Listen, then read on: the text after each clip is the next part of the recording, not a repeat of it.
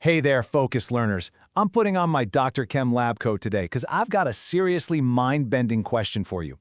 How could we possibly measure something as tiny as atoms? We're talking about the literal invisible building blocks of the universe, entities so incredibly microscopic that a single drop of water contains more of them than there are stars in the observable sky.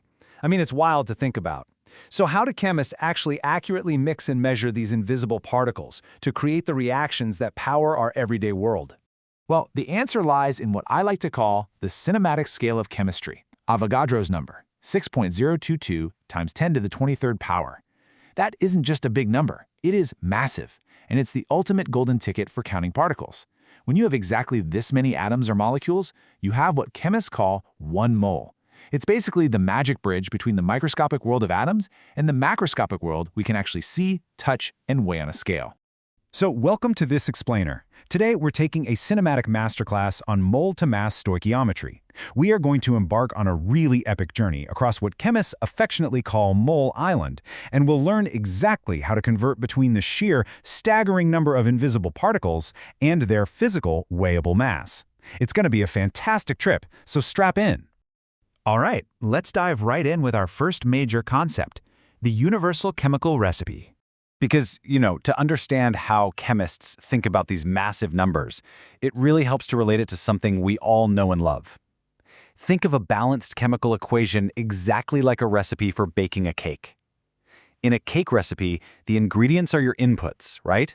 And the specific quantities, like 2 cups of flour or 3 eggs, dictate your yield, the final cake. In chemistry, the ingredients are our chemical formulas, and the quantities are the coefficients, those big numbers sitting right in front of the molecules. These coefficients reveal the exact mole ratios required to yield our product outcomes. Simply put, if you can follow a recipe in the kitchen, you can absolutely follow a chemical equation in the lab. And that brings us to the formal definition of what we are doing today, stoichiometry. Now, I know it sounds like an incredibly intimidating word, but honestly, it is simply the study of the numerical relationships between reactants and products. Think of it as the recipe math of our chemical universe. It's exactly how we answer the fundamental question, how much of this do I need to make that? Which brings us to our next stop, meet the mighty mole. To do all this recipe math, we need a standard unit. As our sources perfectly point out, mass can be used to count atoms and molecules. This is just a profoundly elegant solution. Because let's face it, it is physically impossible to count out Avogadro's number of atoms one by one, right? So chemists use mass instead. We literally weigh our ingredients to count them. And we pull this off using molar mass, represented by a capital M and a lowercase m. Molar mass is simply the mass of exactly 1 mole of a substance, expressed in grams per mole.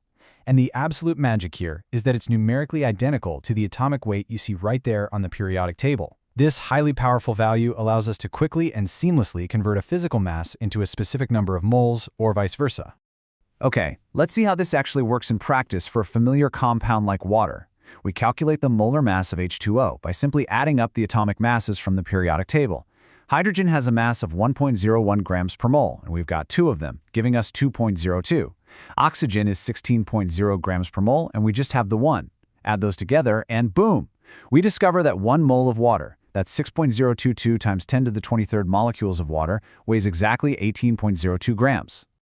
Moving right along to our next concept, the mole-to-mole bridge.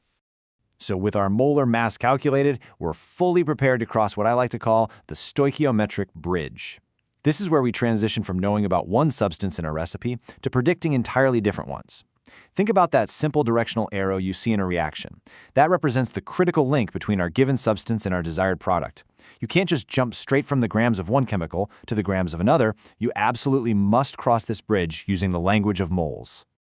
Let's look at the classic recipe for making water to see how this plays out. 2 moles of hydrogen gas react with 1 mole of oxygen gas to produce 2 moles of liquid water. Those coefficients, the 2, the invisible 1 in front of the oxygen, and the other 2, provide the exact mole-to-mole ratios we need to safely cross the bridge. And a quick tip, that invisible 1 is absolutely crucial to remember. It's the hidden linchpin in so many chemical recipes. So let's walk through a quick conversion together. Say a problem tells us we need to produce 27.6 moles of water and asks us, well, how much oxygen do we need? We just look at our ratio. 1 mole of oxygen yields 2 moles of water. By multiplying our target of 27.6 by that 1:2 ratio, the units cancel out perfectly, proving that we require exactly half as much oxygen. We need exactly 13.8 moles of O2. Next up in our masterclass, converting moles to mass. Because, let's be real, in an actual lab, you can't just hand someone a beaker and say, hey, measure me out 13.8 moles. Equipment doesn't measure moles, it measures grams. So let's level up our expedition and convert those chemically calculated moles back into physical mass. This is a two-step mole mass sequence. Step 1 is exactly what we just did, constructing the molar ratio from the balanced equation to find the moles of your new substance. Step 2 is where we bring back our old friend, molar mass. We multiply those new moles by the substance's molar mass to convert it securely into weighable grams. Let's throw a real problem into the mix, drawn straight from our chemistry sources, to give you a chance to see this two-step sequence in action. If we start with 3.59 moles of iron 3 oxide, that's Fe2O3, how many grams of sulfur trioxide, SO3, can react with it? All right, the absolutely crucial point here is that we follow our steps meticulously. Step 1, we take our 3.59 moles of Fe2O3 and multiply it by our chemical recipe ratio, which is 3 moles of SO3 for every 1 mole of Fe2O3. That gets us beautifully across the bridge to 10.77 moles of SO3. Step 2, we multiply those 10.77 moles by the molar mass of SO3, which is 80.06 grams per mole. By canceling our units across the board, we effortlessly discover that exactly 862 grams of SO3 are needed for this reaction. No sweat! Which brings us to the main event, the mass-to-mass expedition. Now that you've totally mastered the two-step, we're ready for the grand finale. Welcome to Mole Island. Chemists absolutely love using the Mole Island metaphor to visualize this process. The absolute unbreakable rule of Mole Island is that there are no direct flights from the mass of substance A to the mass of substance B. To get from one mass to another, you must always travel through the center of the island. You gotta travel through the mole. To navigate Mole Island without getting stranded, you just need to internalize this three-step mantra. First, convert mass A to moles A by dividing by its molar mass. Second, convert moles A to moles B by crossing that stoichiometric bridge using your recipe ratio. And third, convert moles B into mass B by multiplying by your final molar mass. Just remember, mass to moles to moles, moles to mass. Let's see how this all builds together when we run an actual decomposition experiment. According to our sources, if we push 45.7 grams of ammonium nitrate through our epic three-step Mole Island sequence, the math tells us it'll break down into exactly 2 products. The math perfectly yields 25.1 grams of dinitrogen monoxide and 20.6 grams of water. Finally, we arrive at the law of conservation of mass. This actually brings our explainer to a pretty beautiful thematic resolution. We don't just do all this math for fun, right? It proves a fundamental law of the universe. Consider the results from that last calculation. If we add our products together, 25.1 grams of N2O and 20.6 grams of water, we get exactly 45.7 grams of total products. The 45.7 grams of reactant perfectly, flawlessly split into exactly 45.7 grams of product. This absolutely proves the law of conservation of mass.